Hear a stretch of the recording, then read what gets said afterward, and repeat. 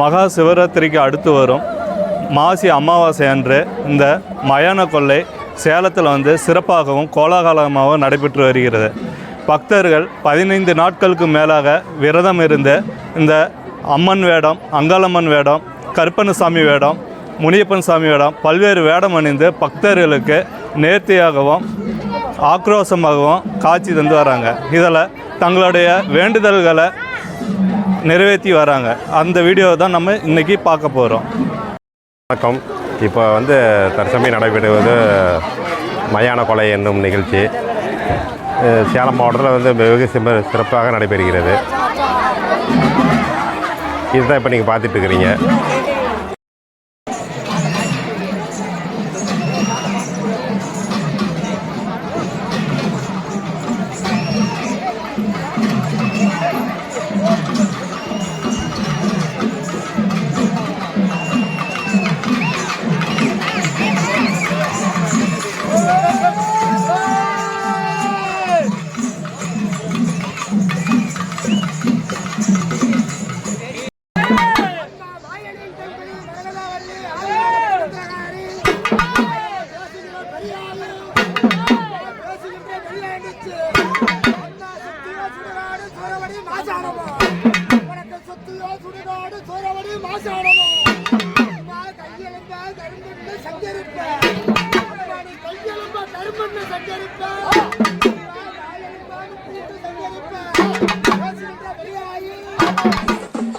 சேலத்தில் மாசி அமாவாசையை முன்னிட்டு நடந்த மயான கொள்ளையில் பக்தர்கள் காளி வேடம் அணிந்து ஆக்ரோஷமாக ஆடு கோழிகளை வாயில் கடித்து ருத்ர தாண்டமாடி மக்களை பரவசப்படுத்தினர்.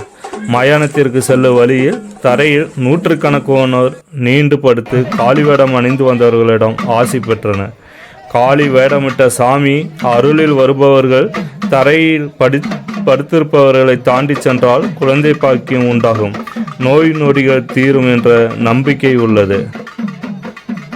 ஆண்டுதோறும் மகா சிவராத்திரி விழாவிற்கு அடுத்து வரும் மாசி அமாவாசை தினத்தில் மயான கொள்ளை நிகழ்வு சேலத்தில் வெகு விமர்சையாகவும் கோலாகலமாகவும் கொண்டாடப்பட்டு வருகிறது. அந்த வகையில் இன்று சேலத்தில் மயான கொள்ளை நிகழ்ச்சி உற்சாக கொண்டாட்டத்துடன் பரவசம் ஊட்டும் வகையில் நடைபெற்றது.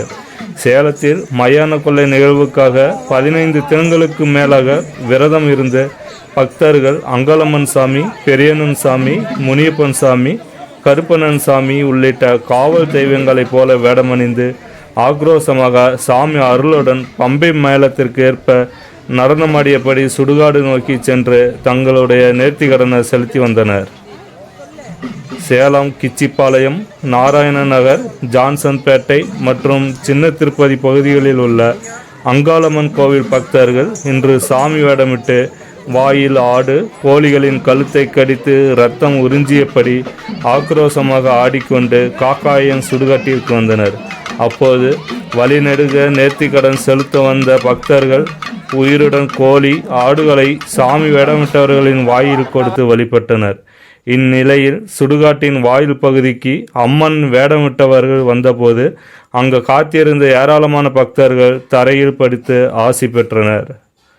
தரையில் நீண்டு படுத்திருக்கும் பக்தர்களை அம்மன் வேடமிட்டவர்கள் தாண்டி சென்றால் நோய் பிணி என சகல நோய்களும் நீங்கும், குழந்தை இல்லாதவர்களுக்கு குழந்தை பிறக்கும், திருமணமாகாத பெண்களுக்கு திருமணமாகும் என்ற ஐதீகம் நம்பிக்கையில் தரையில் படுத்து ஆசி பெற்றனர்.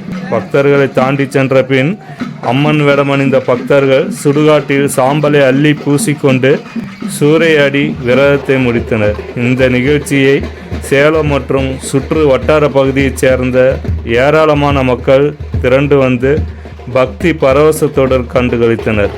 2-3 ஆண்டுகளாக கொரோனா பிடியின் காரணமாக மயான கொள்ளை நிகழ்ச்சியானது இழந்து இருந்த நிலையில் இன்று நடந்த மயான கொள்ளை நிகழ்ச்சி மிகுந்த உற்சாகத்தோடு நடைபெற்றது. மாசி மாத அமாவாசை நாளோடு அனைத்து அங்காளம்ம பரமேஸ்வரி ஆலயங்களிலும் மயான கொள்ளை விழா வெகு விமர்சையாக நடைபெறுகிறது. இவ்விழாவின் அடிப்படை சிவபெருமான் பிரம்மதேவனின் சிரம் கொய்த நிகழ்வுதான். அப்போது பிரம்மாவுக்கும் ஈசனை போல 5 தலைகள் இருந்தன. எனவே சிவனை நாம் ஏன் வணங்க வேண்டும் என்று ஆணவம் கொண்டார் பிரம்மா. அவரது ஆணவத்தை அழிக்க பிரம்மாவின் ஒரு தலையை கொய்துவிட்டார் சிவபெருமான். அதன் காரணமாக சிவனை பிரம்மகத்தி தோஷம் பற்றி கொண்டதுடன் கொய்யப்பட்ட பிரமனின் தலை சிவபெருமானின் கரத்தில் வந்து அமர்ந்தது. அதை அவர் கீழே போட்டாலும் மீண்டும் அவர் கருத்துக்கே வந்தது. இவ்வாறு 99 முறை நடந்த நிலையில் அதை கீழே போடாமல் சிறிது நேரம் கையிலேயே வைத்திருங்கள் என்று பார்வதி தேவி சிவனிடம் கூறினாள். அவர் அவ்வாறே செய்ய பிரம்மாவின் தலை கபாலமாக மாறி அவர் கரத்திலேயே ஒட்டி கொண்டது. அதையே பிச்சை பாத்திரமாக ஏந்தி ஈசன் பிச்சை எடுக்கும் நிலை ஏற்பட்டது. போடப்படும் உணவையெல்லாம் கபாலமே விழுங்கிவிட்டதால் உலகுக்கு படியளக்கும் ஈசனுக்கு உணவு கிட்டவில்லை. இந்த நிலையில் பிரம்மாவின் தலை கொய்யப்பட்ட வேதனையில் இருந்த சரஸ்வதி தேவி அது கபாலமாக மாறி சிவன் கையில் ஒட்டி கொள்ளுமாறு உபாயம் கூறிய பார்வதி மீது சினம் கொண்டு கொடிய உருவத்துடன் நீ பூவுலகில் திரிக என சாபமிட்டாள். அதன்படி பார்வதி தேவி பூவுலகில் பல தலங்களில் அலைந்து முடிவில் மலையனூர் வந்தாள். அங்கே அங்காள பரமேஸ்வரியாக கோவில் கொண்டாள். அப்போது ஈஸ்வரனும் மலையனூர் வர அங்காள பரமேஸ்வரி சிவன் கையில் இருந்த கபாலத்தில் சுவையான உணவை இட்டாள். எல்லாவற்றையும் கபாலம் விழுங்கிவிட அங்கு வந்த மகாலட்சுமி பரமேஸ்வரிக்கு ஒரு உபாயம் கூறினாள். அதன்படி பரமேஸ்வரி 2 கவலம் உணவை கபாலத்தில் இட்டார். அதை கபாலம் உண்டுவிட்டது. 3வது கவலத்தை கை தவறியது போல கீழே போட்டாள்.